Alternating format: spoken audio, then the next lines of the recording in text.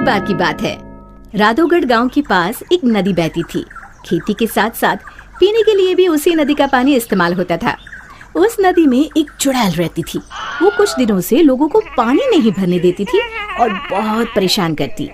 एक दिन, ए कमला, तूने मेरी चोटी क्यों खींची? पगला गई है क्या विमला? मैं भला तेरी चोटी क्यों खींचूंगी? झूठ मत बोल, यहाँ हम दो ही तो हैं। अरे अरे, वो देखो, हमारी मटकी का पानी कौन गिरा रहा है? रास्ते में उन्हें भुवन मिला, जो बैलों को पानी पिलाने नदी लेकर जा रहा था। क्या हुआ? इस तरह क्यों भाग रही हो जैसे भूत पीछे पड़ गया हो?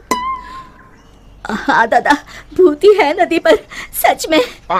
भक, मैं ही मिला चुहल करने के लिए। दरन हो गई जिन्नैया मैं कैसी करूं। अरे क्या हुआ, ये बैल पानी क्यों नहीं पी रहे हैं? और अरे मेरी धोती कौन खींच रहा है? कहीं भूत भागो रे। इसी तरह एक दिन रामू वहाँ से जा रहा था। उसने देखा बीच धारा में एक औरत बड़े आराम से बैठी हुई है। ए, तुम वहाँ क्यों बैठी हो? अरे बाहर आ जाओ, मरना है क्या? उसने पलटकर आदमी की तरफ देखा और फिर जोर से हंसी। तुझे मारना है कहकर हाथ बढ़ाना शुरू किया। वो तेजी से गिरते पड़ते गांव की तरफ भागा और गांव आकर लोगों को बताया। हाँ, उस दिन मेरे बैलों को पानी भी नहीं पीने दिया उस चुड़ैल ने। हमारी मटकी का पानी गिरा दिया था। लगता है हमें ये गांव छोड़ना ही होगा। बिल्कुल सच कहा भुवन, मेरा भी यही मन है।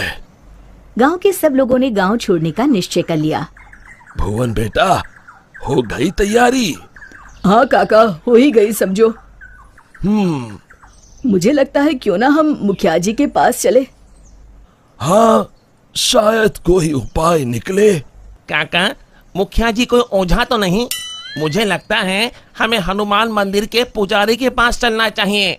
बात तो तुम्हारी भी सही है। सारे गांव वाले पुजारी जी के पास गए। कहो, कैसे आना हुआ? हाँ पंडित जी, हम नदी वाली चुड़ैल के आतंक से परेशान हैं। आए दिन उसका आतंक बढ़ता ही जा रहा है। मुझे तो लगता है हम सबको भी गांव छोड़कर भागना पड़ेगा। समस्या तो गंभीर है, पर भगवान दयालु है। अवश्य ही कोई उपाय मिल जाएगा। आप ही बताइए, क्या करना होगा? हमें एक हवन करना होगा। जैसे ही उस हवन का पवित्र धुआं उसे लगेगा, वो श्राप मुक्त हो जाएगी। पर चुड़ैल को हवन कुंड तक लाना असंभव है। असंभव में ही संभव छुपा है भुवन।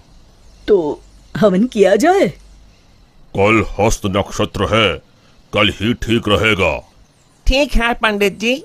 आप लोग इस सामग्री की व्यवस्था कर लीजिए। मैं ब्रह्म मुहूर्त में वहाँ पहुँच जाऊंगा। हम सब भी पहुँच जाएंगे। हवन कुंड तैयार है, मैं जल लेकर आता हूँ नदी से। किसकी मौत आई है जो मुझे सोते ही जगाने चला आया? चुड़ैल जी, आप सोइए, मैं तो पूजा के लिए जल लेने आया हूँ।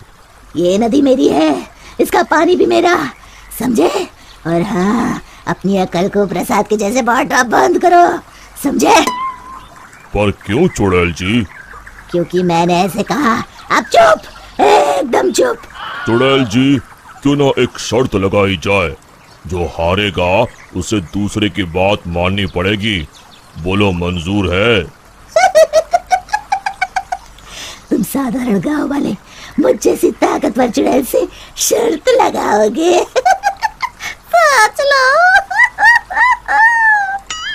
चुड़ैल जी, पहले शर्त सुन तो लो। जितना तो मुझे ही है, फिर भी बता ही दो। अभी हम यहाँ नदी पर हवन पूजन कर रहे हैं, आपको उसमें आना होगा। उसके बाद हम सब गांव छोड़कर चले जाएंगे। और नहीं आई तो ऐसे ही रोज तुम्हारी नींद में खलल डालेंगे। ठीक है, पर मेरी एक शर्त है, मुझे कोई मंत्र सुनाई नहीं देना चाहिए। मैं पूजा में भाग नहीं लूंगी। ठीक है चुड़ैल जी, आप बस वहाँ बैठिएगा। चलो। गांव वाले चुड़ैल को देखकर डर गए, पर पुजारी जी ने इशारा किया तो वो शांत होकर बैठ गए। जैसे ही पंडित जी ने आखिरी आहुति आग में डाली और धुआं चुड़ैल की तरफ गया, वो जलने लगी और जोर जोर से चीखने लगी। बचाओ, मैं जल रही हूँ, बचाओ, बचाओ, मैं सबको खा जाऊंगी, किसी को नहीं छोड़ूंगी, बचाओ। धीरे धीरे उसकी आवाज शांत हो गई। सब लोग सोच रहे थे कि चुड़ैल जलकर राख हो जाएगी, पर ये क्या? उस डरावनी चुड़ैल की जगह पर एक खूबसूरत परी खड़ी थी। वो मुस्कुराते हुए बोली, मैं एक परी हूँ। एक शाप के कारण मुझे चुड़ैल बनना पड़ा। आज आपके कारण मैं शाप मुक्त हो गई हूँ। अब मैं परी लोग जाऊंगी। उससे पहले एक वरदान देना चाहती हूँ। मांगो, क्या मांगते हो? अगर कुछ देना है तो ऐसा वरदान दो कि इस नदी का पानी कभी न सूखे। तथास्तु कहकर परी उड़ गई। फिर सब खुशी खुशी रहने लगे। शिक्षा, समस्या की जड़ तक पहुंचे बिना हार नहीं मानना चाहिए।